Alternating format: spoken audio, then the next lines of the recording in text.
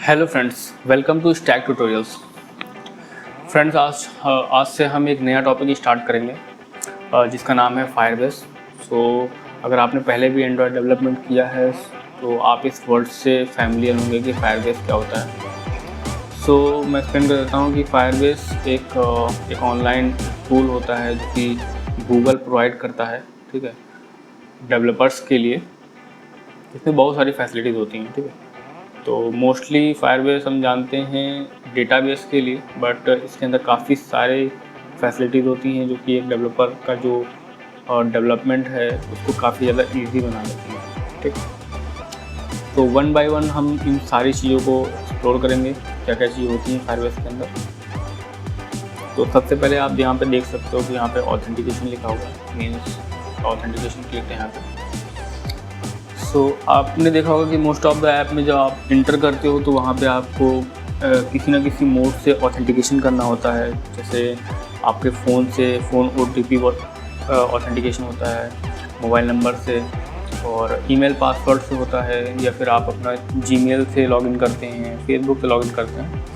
तो वो सारी जो फंक्शनैलिटी होती है वो आप फायरबेस से ईज़िली इंटीग्रेट कर सकते हो अपने ऐप में, और अपने ऐप में जो लॉगिन का जो फीचर है उसको सिंपल कर सकते हो, बेटर बना सकते हो, ठीक है। तो फायरबेस जो है वो एक वाइड वैरायटी ऑफ ऑप्शन देता है आपको।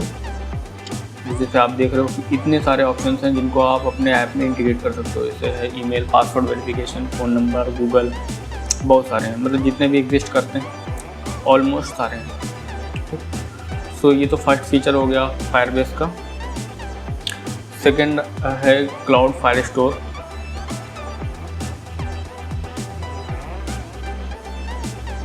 ये बेसिकली एक डेटाबेस होता है।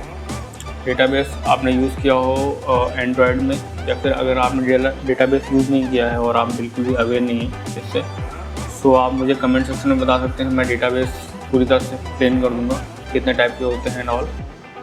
बट यहाँ पे बस आप सिंपली ये जान लीजिए, आपका जो डेटा होता है, ठीक है, कोई सा भी डेटा, जैसे जस्ट टेक एन एग्जांपल कि आप कोई ऐप बना रहे हो जो कि स्टूडेंट्स के लिए है, तो स्टूडेंट का जो डेटा होगा, उनका जो नाम होगा, उनकी जो इमेज होगी, बाकी सारी चीज़ें हैं, वो आप जहाँ पर भी स्टोर करोगे उसको एक डेटाबेस बोलेंगे।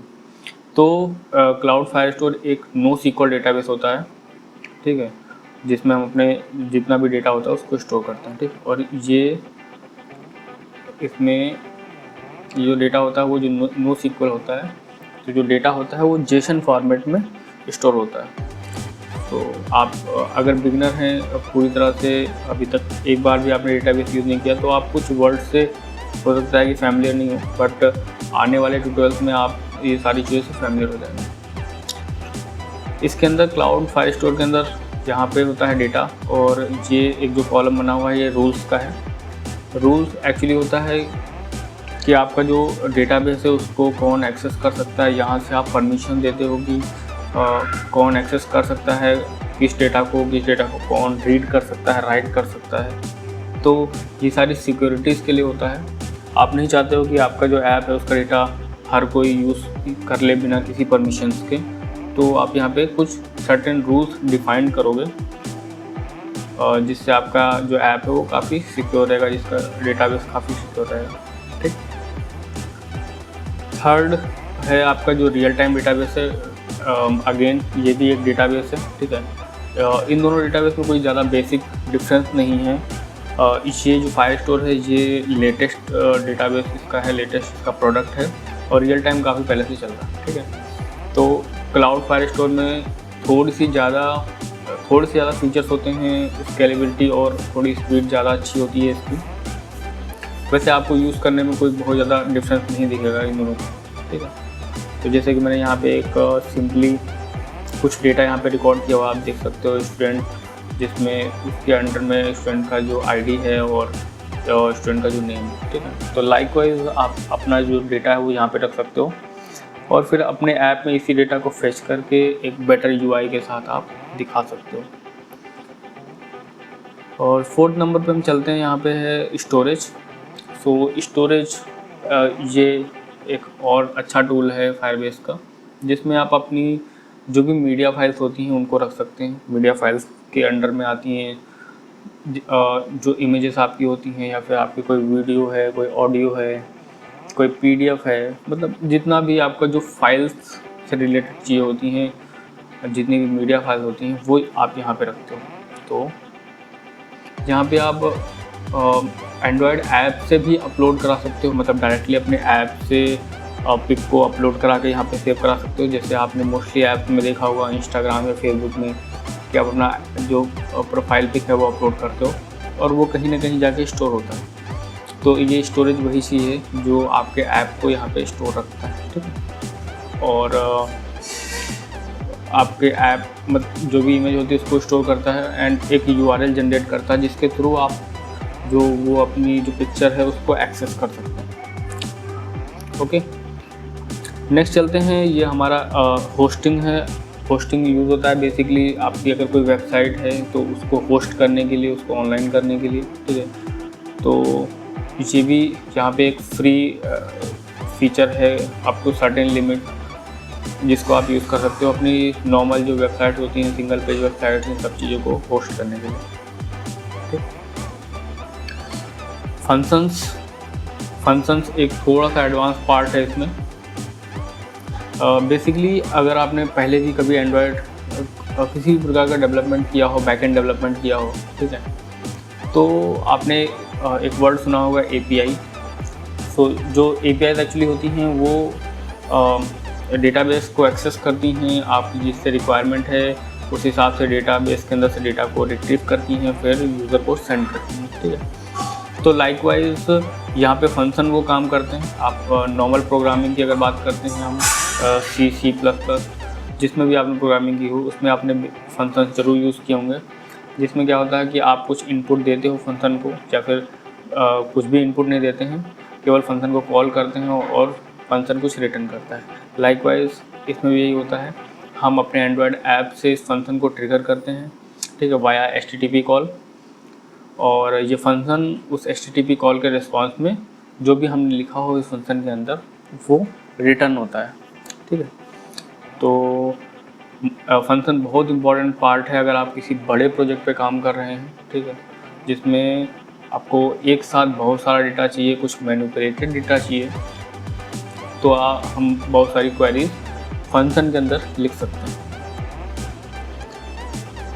फिर चलते हैं हम, हमारा नेक्स्ट है मशीन लर्निंग। मोस्टली आपने सुना ही होगा मशीन लर्निंग के बारे में। तो फायरबेस एक इजी टूल प्रोवाइड करता है मशीन लर्निंग डेवलपर्स के लिए भी। अभी करंटली ये थोड़ा सा इवॉल्विंग स्टेज में है, मतलब पूरी तरह से इवॉल्व नहीं हुआ है। आप कह सकते हो बहुत लेटेस्ट फीचर है, कुछ सालों पहले ही आया हुआ है, तो धीरे धीरे इवॉल्व हो रहा है। तो बहुत सारे फीचर्स नहीं है इसमें, कुछ फीचर्स हैं, जैसे कि आपका नंबर 1 पे आप देख सकते हो टेक्स्ट रिकग्निशन। तो ये बेसिकली टेक्स्ट रिकग्निशन है कि आपकी अगर कोई इमेज है और आप अपनी इमेज को स्कैन करते हैं तो जो भी उस इमेज में लिखा होगा वो आपको टेक्स्ट फॉर्म में आपके पास आ जाएगा। तो ये मशीन लर्निंग का यूज़ करता है, बट आपको इसके पीछे की मशीन लर्निंग नहीं जाननी है। आप सिर्फ इसका जो SDK है, जो इसकी किट है, उसको आप इंटीग्रेट करें अपने ऐप में और इसका यूज़ करें without learning machine learning. Okay, तो और भी बहुत सारे हैं, जैसे आप यहाँ पे बारकोड स्कैनर देख सकते हो, लैंग्वेज डिटेक्टर, फेस डिटेक्टर है यहाँ पे। तो ऐसे कर करके बहुत सारी चीज़ें मिलते हैं। ट्रांसलेटर है आपका। तो अगर आप अपने ऐप में ऐसे कूल फीचर्स डालना चाहते हो मशीन लर्निंग के, तो आपको मशीन लर्निंग पढ़ने की उतनी ज़रूरत नहीं है। आप यहाँ से सीधे वो फीचर्स इंटीग्रेट करके यूज़ कर सकते हैं। तो आप देख सकते हैं कि बहुत सारे ही फीचर्स हैं जो फायरबेस आपको दे रहा है जहाँ पर एक बेटर ऐप बनाने के लिए। और काफ़ी सारे फीचर्स और भी हैं इसमें, बट वो उतने मतलब इम्पॉर्टेंट हैं। बट जैसे कि ये क्वालिटी कुछ फीचर्स हैं जो कि आपके ऐप, जो आपका रनिंग ऐप है, उसकी परफॉर्मेंस को एनालाइज करने के लिए यूज़ होते हैं। जैसे यहाँ पे क्रैशलिटिक्स है।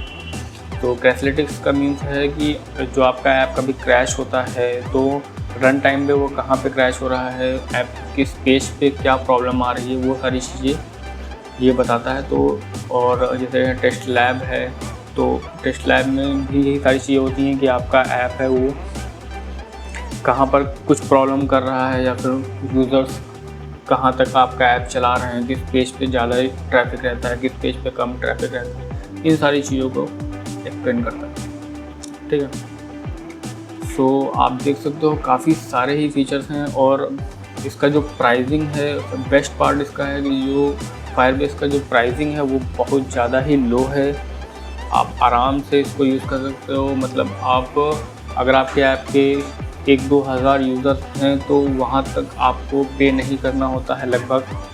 मतलब ऐसा कुछ नहीं है कि 1-2 हज़ार यूज़र्स तक, मतलब इतना आपका ऐप जो है फ्री में चल जाएगा, आपको अमाउंट नहीं देना। उसके बाद भी जो आपका फ्री वर्ज़न है, उसके आगे का जो वर्ज़न है वो भी काफ़ी ज़्यादा चीप है, बहुत ज़्यादा ही मतलब अफोर्डेबल है अगर हम कंपेयर करते हैं बाकी किसी टूल के साथ। तो ये था फायरबेस। नेक्स्ट ट्यूटोरियल में हम फायरबेस को हम अपने एंड्रॉयड ऐप में इंटीग्रेट करेंगे और ऑथेंटिकेशन करेंगे। ठीक है, ऑथेंटिकेशन का जो फीचर है उसको इंटीग्रेट करेंगे नेक्स्ट ट्यूटोरियल। अगर आपको ये वीडियो पसंद आई है तो प्लीज़ इसे लाइक करें और चैनल को सब्सक्राइब कर दें। Thanks for watching.